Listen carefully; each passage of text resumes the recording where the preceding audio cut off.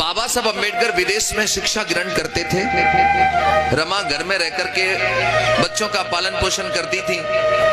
तो एक बार का जिक्र है, बाबा साहब विदेश से लौट करके इंडिया भारत वापस आ रहे थे।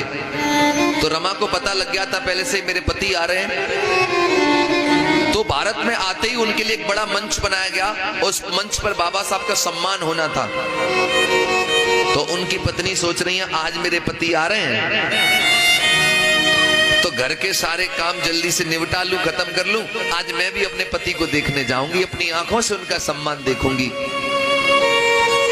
तो रमा घर के सारे काम माता बहनों कर रही हैं। और जब घर के सारे गृह कार्य पूरे कर लिए, इधर बाबा साहब मंच पर आ गए हैं और रमा तैयार होने के लिए मन कर रही है कि एक साड़ी निकाल लूं और तैयार होकर के जाऊंगी। तो रमा ने जैसे बक्सा खोला, साड़ी निकाली और ऐसे करके जब साड़ी खोली तो साड़ी में जगह जगह छेद हो रहे थे। रमा की आंखों में साड़ी को देख करके आंसू आ गए।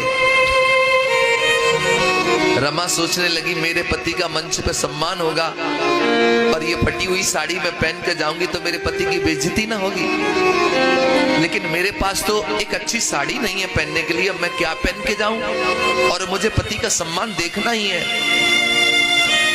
तब रमा को याद आया कि साहू जी महाराज ने एक बार मेरे पति को सर पे वो फेंटा बोलते हैं पगड़ी, वो बांधी थी।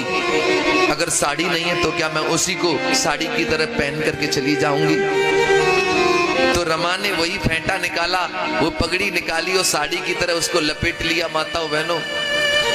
और लपेटने के बाद वो बाबा साहब अम्बेडकर का अपने पति का सम्मान देखने के लिए गई। मंच बना था, काफी भीड़ थी।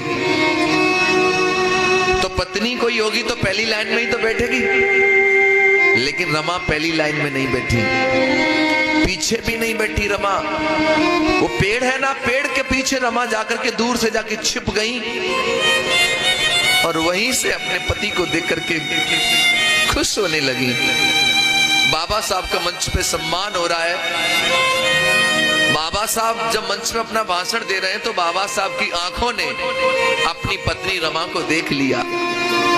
जब रमा को देख लिया तो बाबा साहब मंच से नीचे उतर के गए,